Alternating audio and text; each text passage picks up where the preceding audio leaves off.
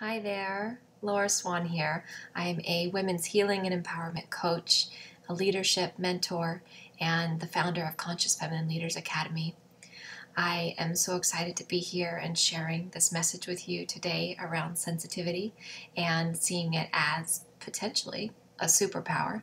So I'm going to do my best, and what I hope is that this speaks to you, whether you are a sensitive person yourself and you have really struggled with that high level of sensitivity and bringing your gifts to the world, or whether you're someone who lives with a highly sensitive person and has possibly been a little bit burdened or challenged by it.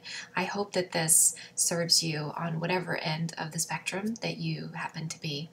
So what I first want to share is that I work with so many highly sensitive people as a coach, as a mentor, in really encouraging people who are deeply sensitive and sometimes can be debilitated by that sensitivity, whether it be physically, emotionally, spiritually, really supporting people to step into their gifts and to bring them to the world using that sensitivity actually as a superpower. But what I can tell you is that it has not always been that easy for me to do that myself, and I still get highly challenged by the level of sensitivity that I have. But I have learned that it truly is a gift, and that there's no way I could be doing what I do in this world as a mother, as a coach, as a mentor, if I didn't have that level of deep sensitivity in my heart and in my soul. So I can tell you from a very young age, this is something that I have experienced from being, feeling into everybody all around me, feeling into the emotions of everyone around me, to being highly sensitive to certain foods and certain chemicals, certain things in the environment. I've always seemed to have the more extreme reaction than anyone I really would know around me until I started to learn and meet more sensitive people in my life. But growing up, this was something that I really felt isolated. I felt very different and almost like I didn't really know other people that were like me, that were this sensitive. I could feel what was going on before people would speak, and I could feel into the emotions of a room around me, and to my caregivers that were feeling something inside, I knew. And this level of sensitivity and being affected by life's events and life's traumas really hit me hard. And I did everything I could in my life to cover up that sensitivity for quite some time. I became addicted to drugs and to alcohol by the time I was 11 years old, and that lasted for a few years until my body, so sensitive, developed cancer by the time I was 14, and I had to go through a whole healing process. Now, of course, there were so many factors that played into my story. There was environmental toxins, there was emotional difficulty, there was all sorts of things that really contributed to me going through the difficulties that I did. But what I do know is that my high level of sensitivity, my body was expressing certain chemicals, certain toxins that were off in my environment, as well as reacting to the amount of damage that I had done from such a young age with drugs and alcohol and unhealthy foods. Now, I don't blame myself for this. I've gone through a healing process to know that as a young girl, I did what I knew to do. I did the best I could do in protecting myself and providing what I needed for myself given the circumstances. And yet I can tell you that I just understand what it means to be such a highly sensitive person, and to really need to do all you can to cover that up and to find coping mechanisms and to find the ways that we can deal with life in order to get through that sensitivity. So what I can tell you is, as I've gone through the years and had the healing processes that I have had and done the work that I've done on myself, there's been so many times where I've thought I needed to fix that sensitivity, that I needed to turn it off somehow, or make myself less sensitive to energy around me, or less sensitive to the foods that bother me, or to chemicals in the environment or toxins in the environment. And at one point in my life, I actually was trying to fix that and to change that and to become more resilient and to become less sensitive. And though I do agree with all my heart that resilience, it kind of is the key to being highly sensitive, being able to develop a resilience to handle and hold the capacity for so many things in life as a sensitive person. That is key. But I've also learned that turning off that sensitivity and living in a place where I'm not feeling and not sensing and not able to know what is going on around me at the high level that I can when I turn it on is actually not serving. It's not serving for me, and it's not serving for anybody around me. And not only that, it's really not possible.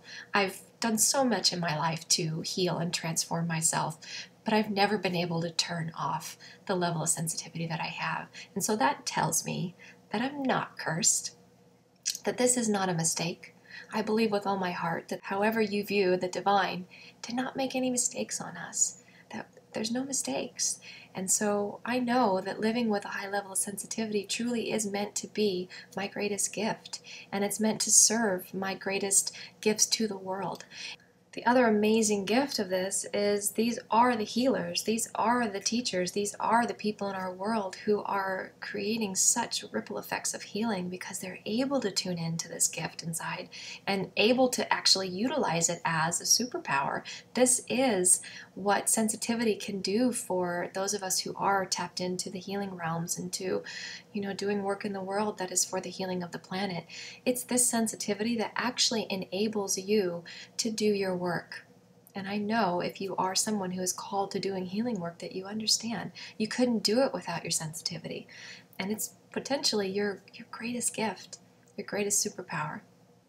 And there's something I believe in, the canary in the coal mine syndrome. And this is something where, if you haven't heard the story, there were canaries that were getting very sick living near the opening of coal mines. And they were experiencing all sorts of levels of toxicity and suffering and death from breathing in the coal and getting affected by these coal mines. And this is before the coal mine workers were showing symptoms. But these canaries, because they were more sensitive and susceptible, they were showing what actually everyone was being affected by, but they were getting affected more quickly because of their sensitivity. Didn't mean that others weren't feeling it.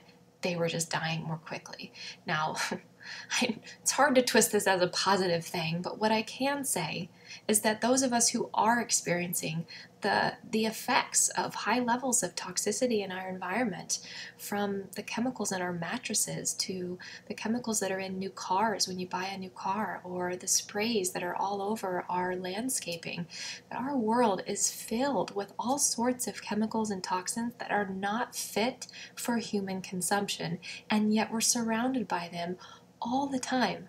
Now, I personally am someone who gets highly affected by these things, and I can be knocked off my feet by, sleeping on a chemical mattress for 2 or 3 nights. And this has happened to me in my life with our family, where we bought a mattress that made me very sick after just 2 or 3 nights, where I started to experience respiratory issues. And here I have my baby and my husband sleeping on this mattress with me, and I start to show these extreme effects of what the chemicals are actually doing.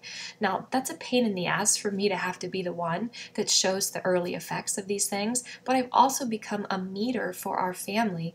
I've become the meter for when there's something not right, something not healthy, for when there's chemicals in our environment that maybe others are not showing the effects of yet, but they're all being affected by it. So I get to be the voice and to take a stand for when something isn't right. And though that can be really hard, it can be hard to be the annoying one who's always being affected by certain foods, or that can be difficult. And it can also be the greatest gift that you can give to humanity, is to be a voice for the truth, that we need to clean up our world, that we need to be aware of the things that we're consuming in our bodies and that we're putting into our children's bodies. I mean, when I became a mother and I did the research on all the different ways that our children are affected by chemicals and toxicity in the environment, from their mattresses to their clothing to their bottles that they drink from, to the chemicals and the VOCs that are in the furniture, the cheaply made children's furniture. I mean, it can be overwhelming when you really open up to learn about it. And I don't mean to create any sort of heightened scare or to create fear around this. It's awareness. It's awareness that there are a lot of ways in our world that we need to clean up, because this is not just us we're talking about. We're talking about generations to come, generations and generations to come. And what we know is that the levels of toxicity that are happening in our world are connected to higher rates of cancer. They are connected to certain disease and conditions that we're seeing, and we have to do more to take care of ourselves and to be aware and to take a stand with our leadership, with our companies that we buy from, for what's right and true. Of course, we're talking about a lot here about the physical sensitivity and being attuned and aware to the physical things that need to change in the world, that there is also this heightened level of emotional sensitivity that I was also speaking about for myself as a young girl. And this too can seem at times debilitating, to be so attuned to what others are feeling, even as adults, and to not sometimes know what is mine and what belongs to someone else. There's a story, if you've ever seen the Weeping Buddha statue, where the Buddha is bent over and crying. And the story of that, there's actually a lot of different stories, but the one that resonates most for me is that is the moment when Buddha felt the pain of the world, and he was overwhelmed with sadness, and he took it on to cry, to feel, so that he could lessen the pain of the world. Now, there's also some similar stories about Jesus and the Christian tradition of taking on the pain of the world so that the world wouldn't have to.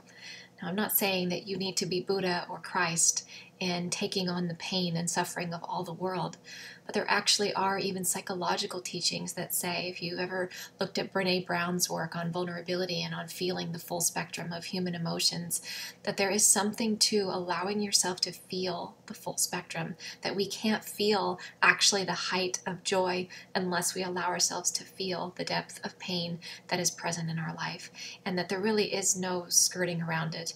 And especially if you are a highly sensitive person, then it's likely that you feel things even more intensely than what anybody else does.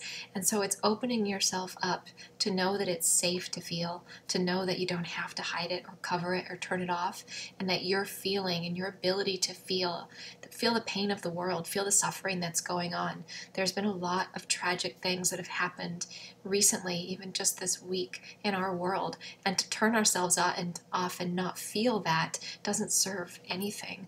I had a moment last night with my husband where we were just reading all of the events that have happened just recently in Orlando, and I went into him and I just cried, and he said, "What's wrong, honey?" I said, "I'm having a weeping Buddha moment. I'm having a moment where I'm feeling the pain of the world, and I just need you to hold me right now." And sometimes we have to do that. Sometimes we have to allow ourselves to feel, as hard as it may be. And I can tell you that in doing that, I've created the spaciousness in myself for more joy and more love than I ever imagined. As soon as I stopped trying to not be who I really was. That was really the key. To not be sensitive and to not feel the pain of the world in the way that I did, it just wasn't truly who I am. And the more I've allowed myself to feel it and to hold the full spectrum of life, knowing that it's going to be okay, that I'm going to be able to feel the joy as well as the sorrow, and I won't be stuck in the depression, I won't be stuck in the sadness. If you're a highly sensitive person, it's important to know that you will be able to feel the full range, and that it is a blessing to allow yourself to feel it. So what I believe is, if you're a highly sensitive person that is attuned to this and is affected by this, then it is you who gets to be that voice. It is you that gets to feel into what is needed, what is right, what is best for not just yourself, but for those around you, and to do it from a place of love. Like, to do it from a place that actually invites people to listen and to follow along, versus making anybody wrong or making yourself a victim. There is an opportunity in this high level of sensitivity to be the best mother you can be, the best father, the best partner, the best coach, the best therapist, the best yoga teacher, when you open yourself up to the level of information and intuitive guidance that's available to you as a highly sensitive person. And the most important thing that you can do is to trust it and to follow it. When you trust and follow that high sensitivity inside yourself and take action in accordance with it, you will make a difference in many people's lives, your own first and foremost. So, one thing I can share with you is that my husband and I are very different, and he is not this highly sensitive physical being. He's very emotionally sensitive, but physically he doesn't have near the experiences that I do. And we've had all these times in our life where I've been affected, before he has, and he's truly come to a place of gratitude where he sees me as the meter of this family that says, okay, something's not right. There's been chemicals sprayed.